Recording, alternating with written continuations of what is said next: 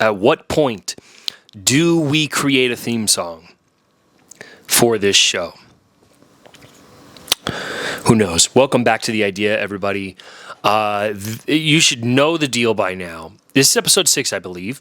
We're 6 episodes deep. The show where I yap, the show where I chat, the show where I just talk aimlessly about a topic and share my opinion on it. If you're expecting some like PhD level thesis on the topics that we're discussing, this is not the video for you. But if you want to just hang out, have a time, listen to what I got to say and, share your opinion in the comment section, stay as long as you'd like. Pitch a tent. I won't even charge you rent because I'm just a nice guy like that. I digress. Okay, anyways, we've got a nice coffee.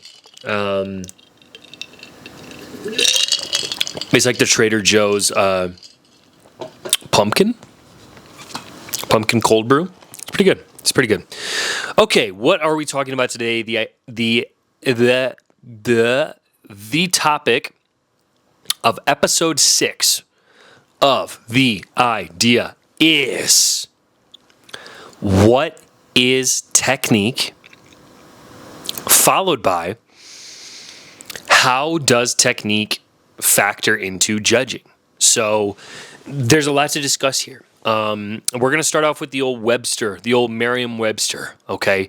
Because one thing that I've noticed within dance, and a lot of times it's parents, a lot of times it's dancers, but sometimes it's teachers and studio owners, is what is technique? I think in competitive dance, we've got a really bad habit, and I was guilty of this for a very long time. That's why I know it's a bad habit, of judging dance through the lens of ballet. I know. Everybody gets all riled up when I talk about ballet, but we're going to. So if it's going to offend you, again, not the video for you. So what I mean by that is a lot of times we apply ballet technique to all of the styles of dance that we see on the competitive stage. Not only is this not accurate, it's not fair, and it's just not cool. It's not cool. I can tell we're going to get really off topic today. Okay, anyways. So that's first and foremost. That's why this distinction and why this conversation I think is important. So what is technique? Technique is how you do something. That's very, very, very important because a lot of times we talk about technique as if it's a what, as if it's a thing. And it's not that simple. Technique is a how. It's the way that you do something. It's the technique of doing said thing. For example, if I was walking across this room that I'm standing in, the what is me walking. The what is me going from point A to point B. Walking from point A to point B. How I decide to do that is the technique of it, right? And let's strip that even further. Let's go back even before, because I kind of even messed up my own idea, right? If the what is me going from point A to point B. So point A, point B. The technique is how I'm getting there. Am I walking? Am I running? Am I jumping? Am I walking with flexed feet? Am I walking with pointed feet? That is the distinction that we have to first make, is that technique is a how. It's how you are doing something. The second thing that we need to make, I'm going to be concise here because I don't want there to be any funny business, okay? The second thing that we have to clarify is that each individual style of dance has its own technique. It has its own way of going about things, its own way of doing said moves within that style. Now, is there crossover, inspiration, even sometimes foundation of another style's technique in another style? Absolutely, right? Dance is a universal thing, and it's something that a lot of people do in a multi-genre type of way, meaning it's not super often, especially nowadays, that you see specialized dancers that only do one style, right? A lot of dancers are cross-training in multiple different styles. They're comfortable in multiple different styles, and that boundary has sort of been broken over the years. So do foundations get crossed over sometimes? Does technique get crossed over sometimes? Yeah, absolutely. It only makes sense that happens. The problem is when we start making very bold claims like ballet is the foundation for all dance. That is just not true. It's a not true statement. Is it the foundation for some styles of dance? Yes. Is it a strong foundation for a dancer to have? Yes. Is it the only foundation that a dancer can have? No. Is it the only technique that exists? No. Again, every style has its own technique, its own how, its own way of doing things. So that's first and foremost, is making sure that we're understanding that when we talk about technique, we're talking about a how, right? We're not talking about a what. Now, what sometimes I typically see is people using the word technique to describe a skill. And that becomes an issue when we start having this conversation of like what the role of technique is on the competition stage. Because sometimes what I'll see is like someone reference technique in the form of a turn or in the form of, a leap or a jump. The what is not necessarily the technique. It's how that action is being performed, which dictates the technique. And depending on the genre, depends on what that looks like. Okay. Whew, that was serious. That was a mouthful. Okay. Now, how does technique play into judging? Now, the question, I actually want to read you the question that was asked on my Instagram because the way that it's worded is really, really good. So let me go there really quickly. So shout out to the Performers Lab. Bum, bum, bum, bum, bum. Okay. This is the question as is. As someone who's both a choreographer and a judge, how do you balance recognizing strong technique with rewarding dancers who take artistic risks or show real individuality on stage? So the truth of the matter is balance is really, really important, right? So let's take the extremes. If you come out on stage with a whatever style we're talking about, a technically sound routine. Your technique is sound for that specific style. But there isn't a lot of artistic choices. There isn't a lot of performative choices. It's for a lack of better words, pretty bland. Are you going to, do extremely well at a competition? Possibly yes. Possibly no. It's going to depend on the competition. It's going to depend on the people that are at the competition. It's going to depend on the judges that are at the competition. But are you going to categorically plant yourself in a position of receiving a really great score or praise? Not necessarily. On the flip side, if you have a routine that is not technically very sound, but it's very artistically driven, lots of performance choices, are you going to, again, declare yourself in a high-ranking spot of that competition? Probably not. Right? In both of those scenarios, we're lacking balance. Balance is really the key. The routines that really stand out on the competition stage are the routines that have a little bit of both. They have a dancer that is technically sound, that understands their body, that understands the technique of the style they're doing, paired with choreography that is artistic, intentional, and performative.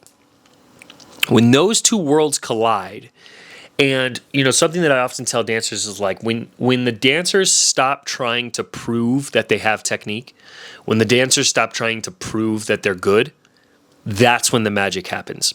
When your confidence and your self-awareness comes to the point where you just dance to dance, and it's so ingrained and encoded in your body that your technique and your foundation, your solidity just comes out, that's when the magic happens.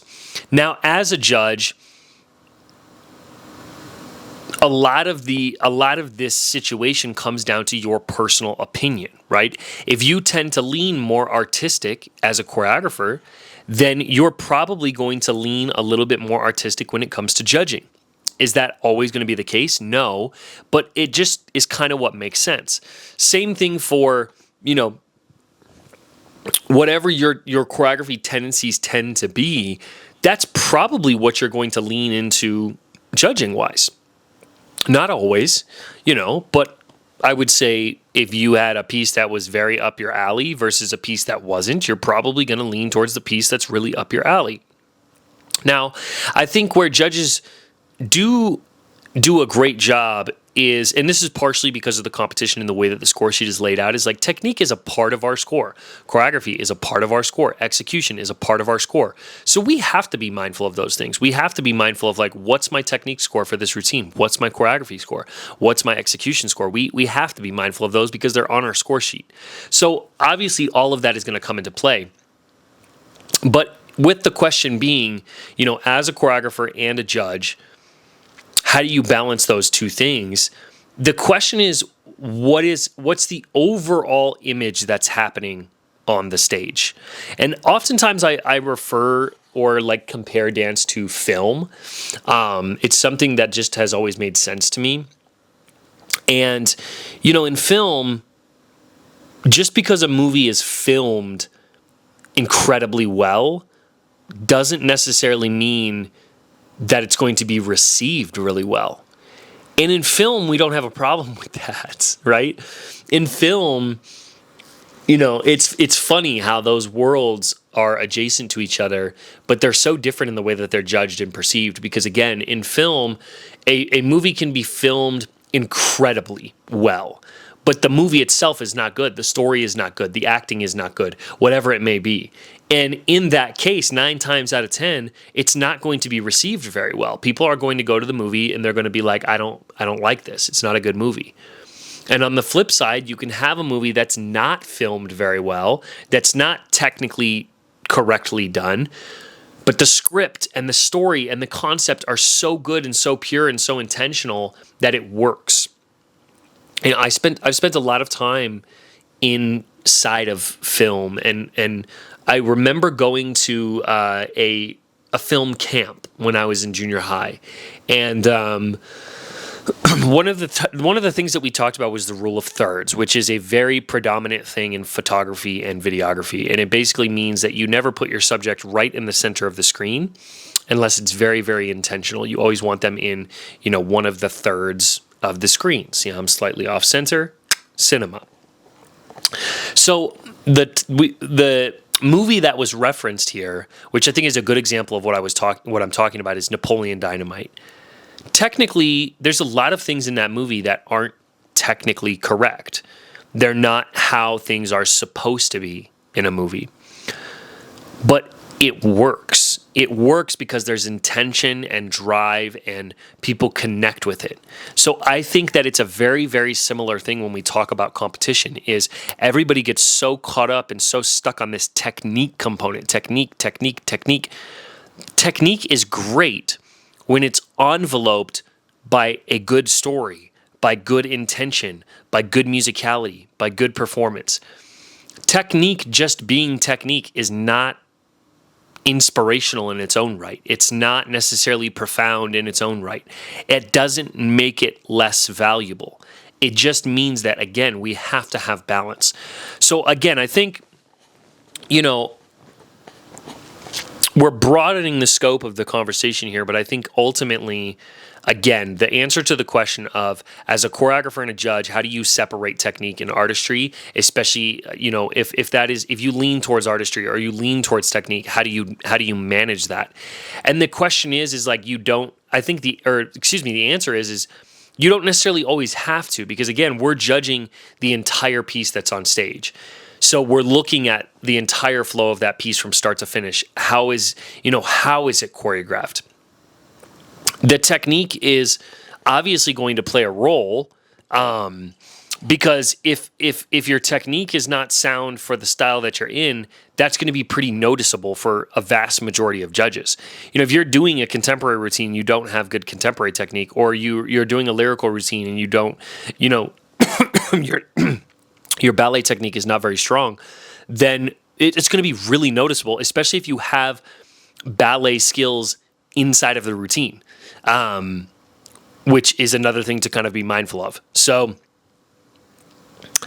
that's the long story long. That's the long story long. This is really such a great topic, and I think it does highlight a lot of really good questions and a lot of really good a lot of confusion surrounding competitive dance. And I think at the end of the day, like you go into the table, you go into the competition trying to be as unbiased and as neutral as possible. But again, we're sitting there for hours and hours and hours. We're seeing a lot of the same routines, a lot of the same costumes, a lot of the same music. So yeah, when a routine comes out that's unique and carries intention and has purpose behind it, that's going to stand out regardless of if there's, another routine that has amazing technique. Maybe it was boring. So it didn't really impact the judges in a way that another routine did. That happens, and it's a part of what we do. So I think that's kind of the answer. I think personally, it's exactly that. I try to remain as unbiased as possible. I try to let the dancer lead me when I'm judging. What are they giving? Are they giving me performance? Are they giving me energy? Are they giving me confidence and stage presence? What score do they want to receive? And from there, I kind of navigate, and again, you can watch from a wide angle lens and realize pretty quickly, like, okay, where is this dancer's technique at? Where is their technical level for this style at? You can see that very quickly, and you can see that pretty broadly. And if I can tell that dancer's technique is a little bit on the weaker end, then yeah, I'm going to lean into some more technical feedback because that's what that dancer needs. But at the same time, I can't ignore everything else that's happening inside of the routine. So I don't know. I feel like I just said the same thing like 11,000 times. Hopefully this makes sense, and hopefully you enjoyed this episode of Idea. I really, really enjoy filming these videos. They're like my favorite videos to film, so I hope that you guys enjoy watching them. And let me know if you have any ideas for topics in the comment section below, because I would love to answer them for you. See you in the next one.